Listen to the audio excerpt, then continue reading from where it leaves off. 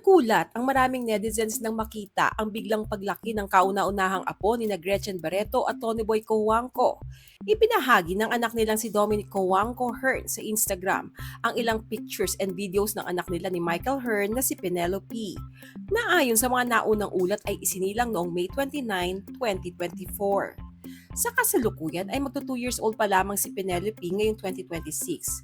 Ngunit kung pagbabasehan ang kanyang itsura sa mga larawan, marami ang nagsasabing tila mukha na siyang 3 years old dahil sa kanyang tangkad at build. Ibinahagi ni Dominic sa Instagram ang kanilang first family trip sa Disneyland kasama ang buong pamilya bilang special na karanasan para kay Penelope. Narito ang ilang napansin ng netizens sa mga larawan at videos na ibinahagi ni Dominic. Una, kapansin-pansin ang lalo pang pagganda ni Dominic. Marami ang nagsasabing mas lalo siyang blooming ngayon bilang isang ina.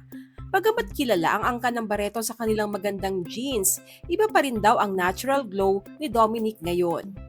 Ikalawa, sa kabila ng mga bali-balitang iniuugnay si Gretchen Barreto sa controversial na personalidad na si Atong Ang, makikita sa mga larawan na maayos at masaya ang samahan nila ni Tony Boy Cojuangco.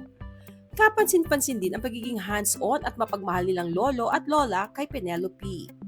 Bagamat nahahalata na ang edad ni Gretchen na 56, hindi pa rin kumukupas ang kanyang maladyosang kagandahan, isang patunay ng kanyang timeless appeal. Gayunpaman, mapapansing tinakpan ni Dominic ang mukha ni Penelope sa mga larawan. Dahil dito, hindi matukoy ng publiko kung sino ang kanyang kamukha sa kanyang mga magulang o lolo at lola. Ngunit para sa marami, ito ay isang desisyon na dapat igalang, sapagkat nasa mga magulang ang karapatan kung nais nilang ilantad o panatilihing pribado ang kanilang anak.